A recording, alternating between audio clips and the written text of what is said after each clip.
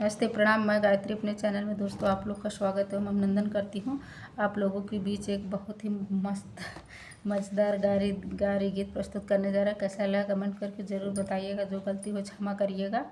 पूरा सुनिएगा दोस्तों, बहुत ही मज़ेदार है। तनी सुनिला हमार गरी तब जइहा। तनी सुनिला तनी सुनिला तनी सुनिला हमार गरी तब जइहा। तनी सुनिला समधीरम हमार गारी तब जइहा। तनी सुनिला हमार गारी तब जइहा।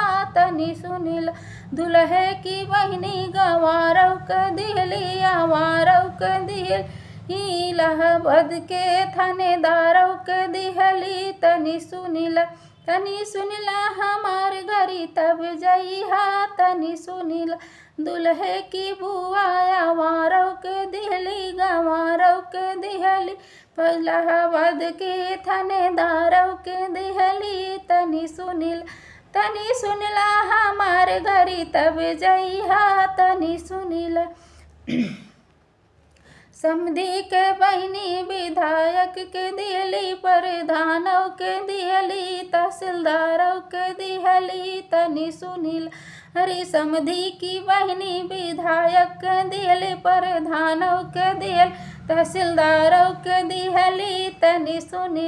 तनी सुनिला हमार घरी तब जइहा। तनी सुनिला हमार गली तब जइहा। तनी सुनिला दुल्हे की दीदी एतवारव के दिहली सोमवारव के दिहल मंगल या बुधवारव के दिहली बिफैया के हड़ताल करेली। तनी सुनिला अरे दुल्हे की मम्मी तवारव के दिल सोमवारव के दिहली मंगल और बुधवारव के दिहली बिफैया के हड़ताल करेली। तनी सुनिला हमार घरी तब जइहा।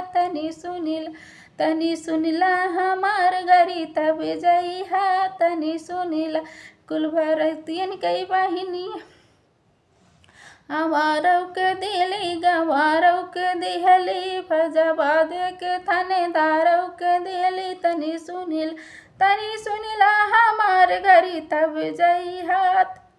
सुनिला।